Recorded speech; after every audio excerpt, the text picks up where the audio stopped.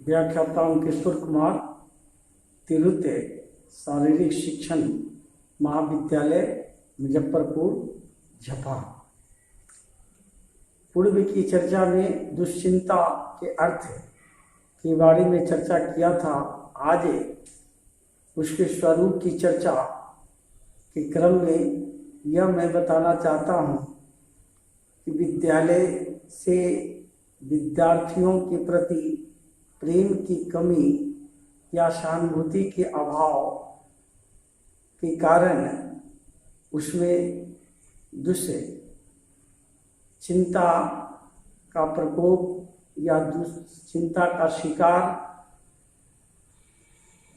होने के प्रति वह पृष्ठभूमि से मैं आपको अवगत कराना चाहता हूँ, जहाँ बच्चे अध्यापक के बीच अपने पठन पाठन के क्रम में वह पाते हैं बच्चे प्रेम सहानुभूति के अभाव में वह अपनी आदतों में बुरी आदत को सीख लेता है। यह प्रवृत्ति पाठशालाओं में अध्यापक के सहानुभूति न मिलने पर अधिक और उसमें बुराइयां आना शुरू हो जाता है। जब बालक देखता है कि अन्य बालक को अध्यापक के प्रेम पात्र है, वह उपेक्षित है, तो उसमें अपने आप को प्रति हीन भावना या अध्यापक अश्रद्धा हो जाती है। तो अध्यापक अश्रद्धा होना, अध्यापक यदि बालक के अच्छे उसके कार्यकलाप, उसकी कौशल्य को, कार्यों को अगर अपने से उनको प्रशंसा अगर न करता हो, न की गई हो, तो उस परिस्थिति में भी वह बच्चा उपेक्षित अनुभव अपने आप को करता है। यदि बालक की यह वेशभूषा, उनकी कार्यकलाप आदि की आलोचना जो है उस अध्यापक के द्वारा व्यंग्यात्मक रूप से दिया जाता है, तो बालक अपने आप को अपमानित अनुभव करता है। तो अध्यापक के द्वारा बालक से किया गया उपहास भी उसके मन में उपेक्षा और उदासीनता की भावना को जन्म देता है। तो शिक्षा और भय की समस्या पर आपको थोड़ा चर्चा ये करना चाहता हूँ कि कोई भी परिस्थिति जिससे बालक को जिस मात्रा में भयभीत होना चाहिए, कभी कभी वह उससे कई गुना अधिक भयभीत हो जाता है। भय की अधिकता बालक के व्यक्तित्व पर बहुत पूरा प्रभाव डालती है। उसके अंदर संवेगात्मक संघर्ष उत्पन्न हो जाता है। इसके स्वभाव में भय की एक प्रबलता की संभावना हो जाती है। आजकल भारतीय अभी जो हमारी पठन पाठन या भारतीय विद्यालय जिस सिद्धांत पर वह आधारित है, उस सिद्धांत पर वहाँ बालक उस समस्याओं से वह बिल्कुल ध्यान नहीं दिया जा रहा है, न दिया जाता है। साथ ही यह कटु सत्य है कि बालक में बहुत प्रकार के भय विद्यालय में जीवन में उत्पन्न होते हैं और आधुनिक भारतीय विद्यालयों में कई साहित्यिक विषयों को पढ़ने और उसकी परीक्षाओं में उत्तीर्ण होने पर काफी बल और जोर दिया जाता है, जिससे बालक परीक्षा की पद्धति उसके सदैव यह भय लगा रहता है कि मैं उत्तीर्ण न हो जाए।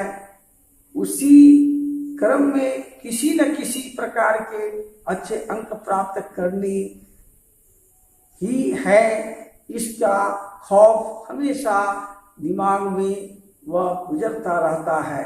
खास तौर पर यह भय उन बालकों में पाया जाता है जिनकी बुद्धि क्षीण होती है, जिनकी रुचि साहित्य में नहीं होता है, जिनको पढ़ने में उतनी रुचि नहीं रखता है। वैसे भारतीय प्रारंभिक शिक्षा पद्धति में उसको यह दशा अत्यंत शोचनीय है। विद्यालय में बालक को परिस्थितियों को सहानुभूति पूर्वक सामना करने और उसके संघर्ष करने के लिए प्रोत्साहन करना चाहिए तथा उसे भय से बचाना चाहिए। उसे अपनी शक्तियों को समझने के लिए उसे प्रोत्साहित करना चाहिए और उसमें आत्मविश्वास जागृत करना चाहिए एवं बालकों को योग्यता, रुचि, सम्मान और उसके मानसिक स्तर के अनुकूल ही उसे शिक्षा देना चाहिए, जिससे वह निर्धारित कार्य को निर्णय और निर्भय होकर वह अपने आप को कर सके। इस प्रकार के भय की भावना उसके अंदर में उदय नहीं होना चाहिए। चिंता जो है यह संज्ञानात्मक, शारीरिक, भावनात्मक और व्यवहारिक विशेषता वाले घटकों की मनोवैज्ञानिक और शारीरिक दशा है। यह घटक एक अप्रिय भाव बनाने के लिए जुड़ते हैं, जो कि आमतौर पर बेचैनी, आशंका, डर और क्लेश से संबंधित है। चिंता एक सामान्यकृत मनोदशा है जो प्रायः न पहचाने जाने योग्य किसी द्वारा उत्पन्न हो सकती है। देखा जाए तो यह भय से कुछ अलग है, जो कि किसी ज्ञात ऐसे खतरे के कारण उत्पन्न होता है। इसके अतिरिक्त भय भागने और परिहार है ना के विशिष्ट व्यवहारों के से संबंधित है, जबकि चिंता अनुभव किए गए अनियंत्रित या अपरिहार्य खतरों का परिणाम है। एक अन्य दृष्टिकोण से अगर सोचा जाए या यह कहा जाए, यह है कि चिंता एक भविष्य उन्मुख मनोदशा है, जिसमें एक व्यक्ति अपनी या आगामी नकारात्मक घटनाओं का सामना करने का प्रयास करने के लिए वह इच्छुक या तैयार होता है, जो कि यह सुझाव देता है कि भविष्य बनाम उपस्थिति खतरों के बीच एक अंतर है। वह अंतर जो भय और चिंता को विभाजित करता है। चिंता को तनाव की एक सामान्य प्रतिक्रिया माना जाता है। चिंता को तनाव की एक सामान्य प्रतिक्रिया माना जाता है। यह किसी व्यक्ति किसी मुश्किल स्थिति, काम पर या स्कूल में किसी को इससे निपटने के लिए उत्साहित करने पर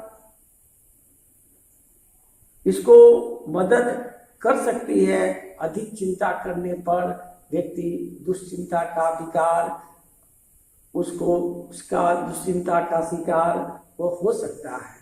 तो दुश्चिंता मानव में पाए जाने वाले संवेगों में से वह एक है, जो खिलाड़ियों के व्यवहार को स्पर्धा से पूर्व, स्पर्धा के दौरान और उसके बाद वह प्रभावित करता है। प्रत्येक खिलाड़ी में इस संवेग का स्वरूप और प्रचंडता अलग अलग हो सकती है।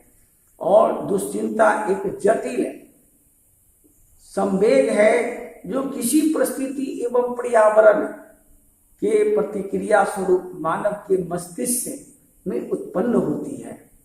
दुश्चिंता किसी क्रिया में बाधा डालता है, कौशल निष्पादन की शक्ति छिन्न कर देती है।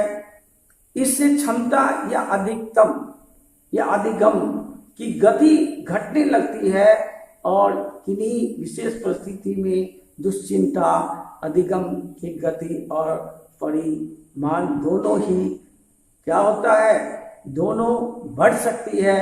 और जब बढ़ेगी तो पूर्णतावादी एथलीट में दुश्चिंता ऋणात्मक प्रभाव डालकर उनके प्रदर्शन में अशांति स्तर तक लाने में रुकावट बनती है। तो एक खिलाड़ी सामूहिक खेलों को वह अच्छे प्रदर्शन करता है। एक खिलाड़ी जब वह सामूहिक खेलों में जब अच्छा प्रदर्शन करता है, पर वही खिलाड़ी को अगर व्यक्तिगत स्पर्धा में अगर उसको प्रदर्शन करने के लिए कहा जाता है तो दुश्चिंता के कारण वह पिछड़ जाता है। कभी कभी तो दुश्चिंता का इतना अधिक प्रभाव होता है कि खिलाड़ी स्पर्धा से ठीक पहले ठीक से वह चल नहीं सकता है। दुश्चिंता के कारण एथलीट प्रतियोगिता के पूर्व वह उल्टी कर देता है, सर में चक्कर आने लगता है, अनेक प्रकार के मस्तिष्क से उसको अपने आप में काम नहीं करने देता है। यद्यपि खिलाड़ियों की शारीरिक बनावट, क्षमता एवं शक्ति खेल या स्पर्धा के लिए सर्वाधिक उपयुक्त होती है, अभ्यास के दौरान वे स्तरीय प्रदर्शन भी कर पाते हैं, परंतु ठीक स्पर्धा से कुछ समय पूर्व अच्छा प्रदर्शन कर पाना या कर पाने में वह नहीं कर पाता है। दुश्चिंता उसमें ऐसे शारीरिक परिवर्तन लाती है कि उन्हें स्पर्धा से उसको हट जाना पड़ता है।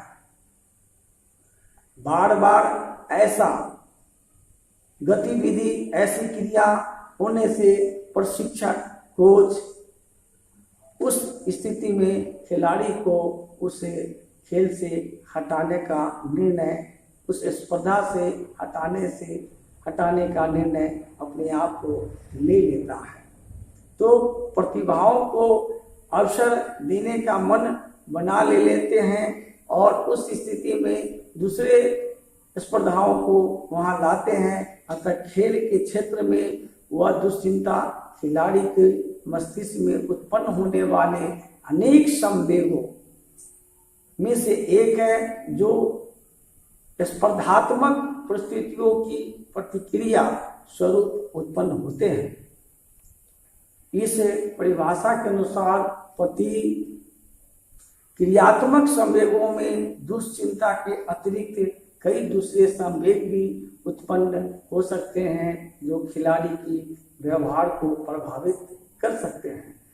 तो इस तरह से वह दुश्चिंता ऐसा जटिल अनुभव है जो किसी दुर्गम, कठिन और असंभव लगने वाली परिस्थिति को प्रतिक्रिया, अनुक्रिया स्वरूप उत्पन्न होते हैं।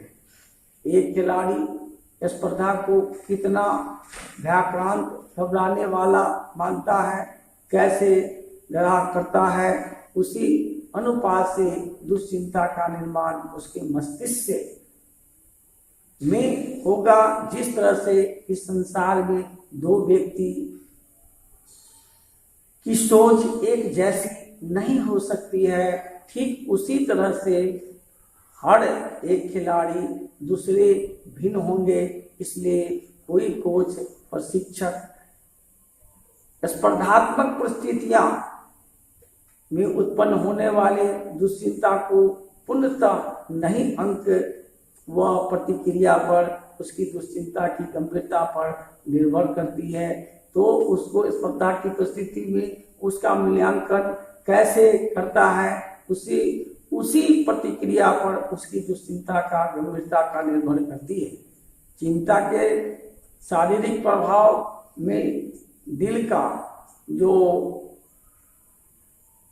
प्लिटेशन जो है, जो प्लिटेशन के बारे में हम अगली चर्चा में आपको बताऊंगा कि प्लिटेशन हमारे मस्तिष्क पर किस तरह से वो गुजरता है, हमारे मांसपेशियों पर, हमारे शरीर के तमाम ऑर्गन्स पर किस प्रकार का प्रभाव डालता है। अगली चर्चा में इसको मैं बताना चाहूँगा। धन्यवाद।